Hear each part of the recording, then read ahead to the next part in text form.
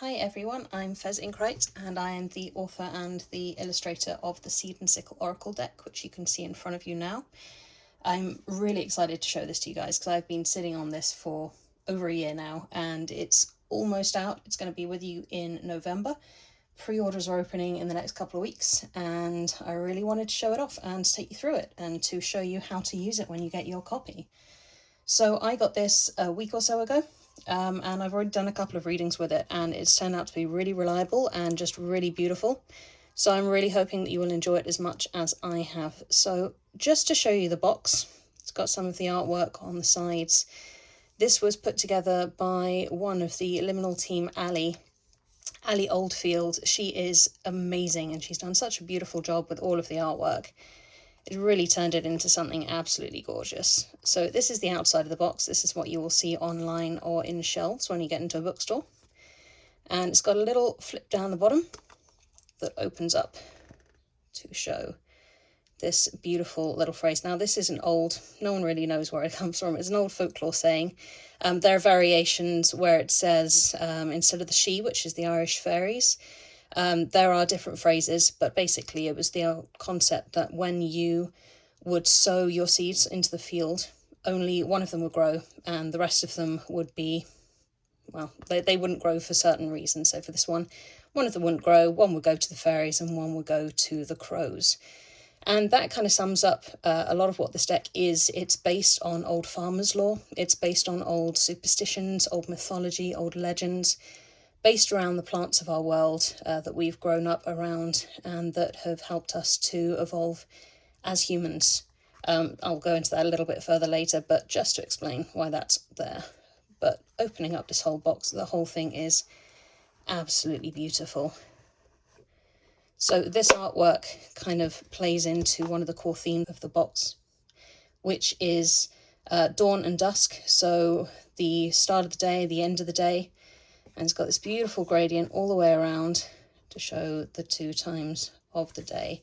And I realised I just put this box down without showing off the inside. I don't know how well this will show on camera, but this is an absolutely beautiful inside where I'll be able to see just all these flowers on the inside that are absolutely beautiful. It's like a little forest in there and it's wonderful. Like I say, the team have done a really good job with it. So inside the main box, I'm going to put this to one side here, is the actual contents of the deck itself. Now, you'll be surprised to find that this actually doesn't just come with the deck, which I'm going to turn over that way so you can't see it yet. It comes with not just one guidebook, but 2. Now, as I mentioned earlier, all of the cards and the meanings and the plants that have been included in this deck are based on the history of plants, on their legends, their mythology, the folklore of them. A lot of oracle decks, I think, get a bit of a bad rep because people think that they aren't really based on anything substantial. Tarot is amazing. Tarot's got this really rich history behind it, the symbolism behind the cards. Everyone kind of knows that when you're doing a drawing with tarot cards themselves, there's a really deep meaning behind a lot of them. There's a lot that can be read into them. And some oracles do miss out on that, or they get painted with this brush that thinks that they don't have that. So I just want to point out that these cards have been really written, designed around the history of plants. For anyone who hasn't heard of me before, I've written 2 previous books based on, again, the history of plants, the superstitions and the folklore. It really talks about our history as an agricultural species, our links to farming, the creatures and the spirits and the gods that we have built around the seasons and around the way that we interact with plants. And all of the research for this deck has come from those previous books. Now, as mentioned earlier as well, there's a bit of a system to the way that these cards work, in that there are actually 2 readings to the way that you draw your cards. So technically you're getting 2 decks here, even though you're using the same set of cards for each one. So you have the dawn reading, which is all about work and progressing and projects. So if you are asking questions or advice about something that you're currently working on or a goal that you're aiming towards, the Dawn booklet is the route that you want to take.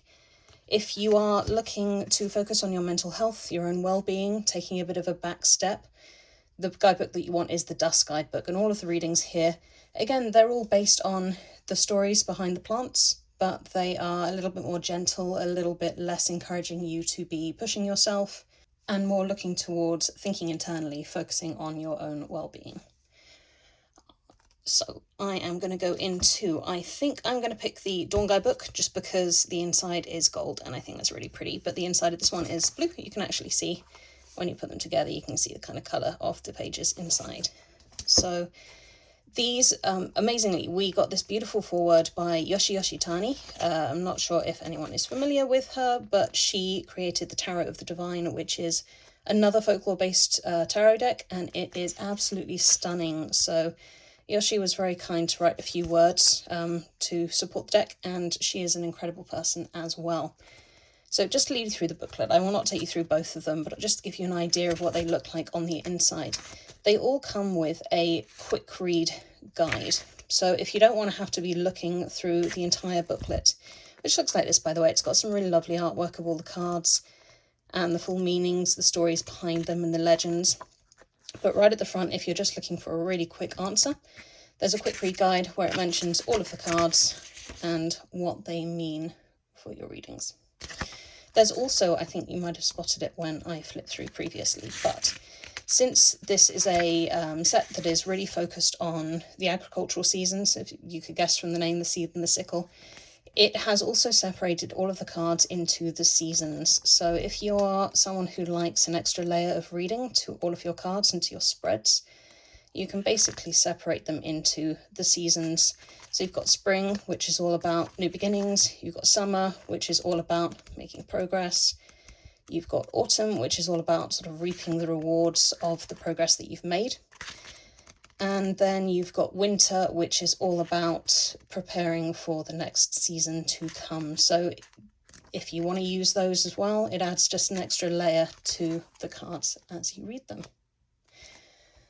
So I am going to show you the cards now, which is exciting because I finished drawing these back in February, and I think I was working on them from the February beforehand as well. So this has been a project quite a long way in the making, but I'm really excited that soon you guys are actually going to get to see them and to use them yourself. And you can sort of see that there's actually a gradient to the cards as well. So they're a little sticky because it's very warm here today, but the cards have their own gradient as well. So you can actually get an idea from when you're reading them, from the colours in the cards, approximately which season they belong to. You've got kind of the cool colours of early spring, and then the more vibrant kind of greens, peaches of spring itself. And as you move into summer, you've got a lot of very rich blues and greens. Autumn is very sort of orange, red. And then the winter, which is the darker, sort of richer, more calming colours, which then fade again to the cooler and lighter snowy colours of winter itself. Now I'm going to do a reading for you because I think it's a really cool way to show off how they're used.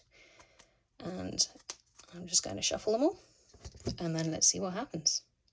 Okay, so I forgot to mention when I was going through the booklet earlier, but at the back, so after in your booklet, after you've got all the descriptions for the cards, there are also some spreads that have been written specifically and designed specifically for this deck. So again, this is the Dawn booklet, so these are spreads that are all about looking forward to projects. And then in the Dusk booklet, there are some spreads that have been designed specifically for looking inwards and focusing on yourself. So I am going to do this, this spread based on the fact that I have had this project in my mind for a while. I'm a bit of a workaholic, if anyone doesn't know that about me already. I love just looking forward to the next thing that I'm going to be working on. And I have had a project in mind for a while that I really want to do, but I don't know if it's the right time. I have other things that I know I probably should be doing before that, but then there's that little part of me that's super excited that just wants to go ahead and do it. So I have just shuffled up the deck, and I am going to lay out. So this one is called the Seed in the Wild. So it's a bit of a fancied up version of just a standard 5-card spread. So it's looking at past, present, future, and then a card for advice and a card for obstacles on whether I should be going ahead with this project or not. So let me just lay them out and let's see what happens. Okay, so I'm going to lay out my spread. So this will be past, present, future. I'll move them up a little bit so you can see, and then we have advice and we have obstacles. Now, I generally find that whenever I do this kind of a spread, the advice and the obstacles are usually telling me the exact same thing. So let's find out what this one is telling me, and hopefully this will be a really great way to show some of the stories behind the cards as well, and how the old history of the plants can tell us what we need to do moving forwards. So in the past, so this is about how I have behaved myself previously, my previous attitudes towards work. This one is, oh, that's actually very applicable. So this is actually the very first card in the deck, which is the Seed. Now, there are 2 cards in the deck. The very first one is the Seed, and the very last one is the Sickle. So having talked an awful lot about all of these being based on legends and mythology and old stories, these 2 do not have. These are just, they're holder cards. They're sort of telling you just a very pure message. And the Seed is all about starting plans, and or at least this, bear in mind, this is with the dawn reading. So if I were doing this with dusk reading to focus more on my mental health, this would be a very different reading. But because we're doing this with the intention of whether I should be setting forward on this new project, this is what these cards are telling me. So the Seed is all about nurturing new ideas and holding on to things that I want to do. So it's for when you have a lot of ideas, which is very applicable. And it's all about, you know, which ones you're going to sow, which ones you're going to nurture. Generally, the Seed is all about maybe considering whether the concept that you're nurturing is worth holding on to for a little bit longer, and finding the right time to plant it. So if this is setting out how this spread is going to read, I think I already know what it's going to tell me. It's going to say, don't rush ahead on that project. Work on the things that you should be doing first. But let's see. So the next one is the present. So this is where I am mentally at the moment and where I am in my workflow. Ooh, foxglove. I love the story behind this one. Actually, this one's great. So this is based on a legend from Cornwall, which is not far from where I live. And there was a saint there called Saint Necton, who lived in a very secluded valley down in Tydagel in Cornwall. And he was a hermit there, and he lived on his own, and he had a couple of cows.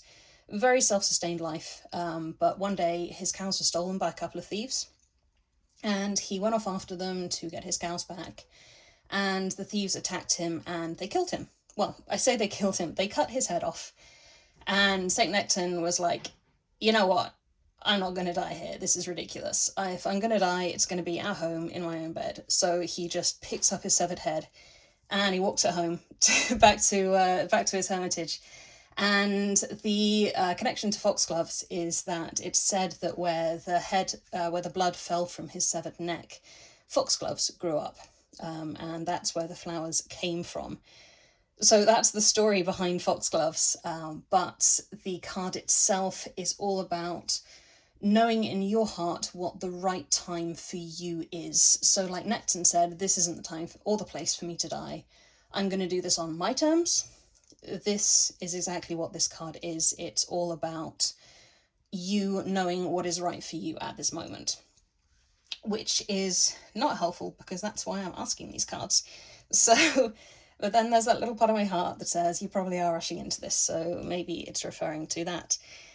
So next one is the future. So this is hopefully going to be my guiding card for what I should be doing in regards to this question that I have. So this is the Cornflower card. which I really love. Actually, I'm a sucker for cornflowers. I think they're absolutely beautiful.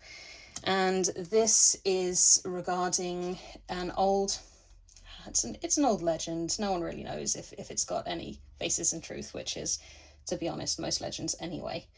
So when, and this is going back a while, when Queen Louise of Prussia was fleeing from Berlin with her family and her children, the people who were chasing her, they were getting close, they were going to spot them, and she dragged her children off into a field of cornflowers, which are considered to be a weed. They get into the harvest and then they spoil the bread that's made out of the wheat, so farmers don't really like them. I think they're beautiful, but anyway, she dragged them into this field and she entertained her children. So while they were being hunted, she kept them from crying, she kept them from shouting by weaving little crowns out of cornflowers and putting them on their heads. And so it's said that the cornflower is the reason that she and her family survived.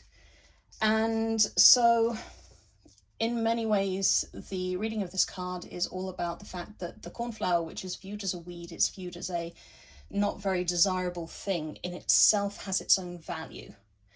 So it's all about sort of looking through ideas or things that you have to do, things on your to-do list that you don't really want to do, and working out what their value is, and acknowledging that, you know, even if you don't want to do the laundry, even if you don't want to do the washing up, or there's that email that you've been putting off for a really long time, there is still going to be value from doing it, because it's something else that's off your to-do list. It's something that you won't have to do once it's been done. So yeah, maybe this is telling me that I should be working on the things that I don't want to be doing, but I have 2 more cards to go. I'm not going to keep talking about that one. So this next one is my advice card. So this is just an extra mention of things to bear in mind, basically, and is Oleander. So I love this card. I mean, I'm a sucker for snakes. Anyone who follows me online knows that all I draw is snakes and flowers. That's kind of my thing. So when I drew this card, I was like, yep, I'm going to get a rattlesnake in there, because the Spanish name for the oleander is the cascabel, which is the rattlesnake. And that's the connection there. That's the whole thing. And I just thought, well, that means I get to draw a snake. So, but the oleander, this is a story from Louisiana in the United States. This is based around, I can't remember the name of the manor house, but there's a famous manor house out in Louisiana that back when it was common to keep slaves, there was a slave who was a maid within the house, and she really wanted the family to respect her more and to treat her better. So she came up with this plan to bake a cake, and she was going to poison the cake with oleander leaves. Not enough to kill them, but just enough to make the mother and the children of the family sick, so that she could then nurse them back to health and they would see how valuable she was, and so that they would potentially give her a better position in the household. She completely misjudged the measurement of the oleander in the cake, and she accidentally killed them all, which led to her downfall further down the line. And this card is all about basically trying not to misjudge a situation, but also trying not to be the hero, trying not to take on too much, trying to think twice about a situation before you rush into it and consider that there could be a downfall to trying to do too much. So yeah, this whole spread is just giving me a very clear answer here, but I'm going to take the last one anyway. So this is the obstacles card. It feels, like I said, it feels like the oleander is an obstacle as well. So like I say, the advice and the obstacles can always be quite similar. But let's see what it has for me. So, oh, I like this one as well. I like all of them. I'm a little biased. I drew them, but you know. So this is the Ulda card. So Ulda is an amazing tree. Historically, it was actually used in the production of gunpowder, which is why you have here the little wick, the burning wick. And it's also got, so this is actually relating to another legend which features in the dusk reading of the card. that actually if you were to take all the leaves and put them under your tongue, it would basically make you akin to ravens and they'd teach you language and all that kind of thing. But that is not relevant to the dawn reading. The dawn reading is all about explosives and all about gunpowder. It's basically the reason that Ulda was used in it is because the wood ignites very, very quickly. It burns very quickly. It's a very explosive wood. And it's all about the dangers of, again, rushing into things, rushing into a project or into saying something. Maybe you've been wanting to say something to someone and you don't know whether you should or not. It's a warning against that, basically, being too hot-headed, being too fiery, and the dangers that can come from doing that. So I think, looking at this now, yeah, this is all about not rushing into things, and I think that's a very good advice for me. I think I will bear it in mind, and even though I really want to do this project that I've got in mind, maybe I'll take a little step back and I won't rush into it. We'll see. I probably will. No, I won't. I'll listen to the cards. I'll see how we go after I've answered all the emails I should be answering. But that is, yeah, that's pretty much the walkthrough that I wanted to give you guys. I just wanted to show you basically how flexible this deck can be and how much advice is in there and how it's all based on the connection that we have with plants and with our planet and all of the stories that we've been telling about them for years. And you can find in these guide booklets and also in the books that I've written previously as well, there's so much wisdom and so much history that comes from our connection with plants and with our planet. And for me, at least, because I love plants, I love being outside, I love nature and conservation, it feels great to have a deck that feels like it has that connection. So yeah, that is everything, I think. And I cannot wait for you guys to get hold of this in November. And I cannot wait to hear what you think of it, how you connect to it, some of your readings. So yeah, please get in touch. Please tell the publishers, Liminal11, what you think of it. And you can find me online at Rosdottir on Instagram and Twitter. That is ROSDOTTIR. And drop me a message. Let me know how you think. And yeah, see you in November.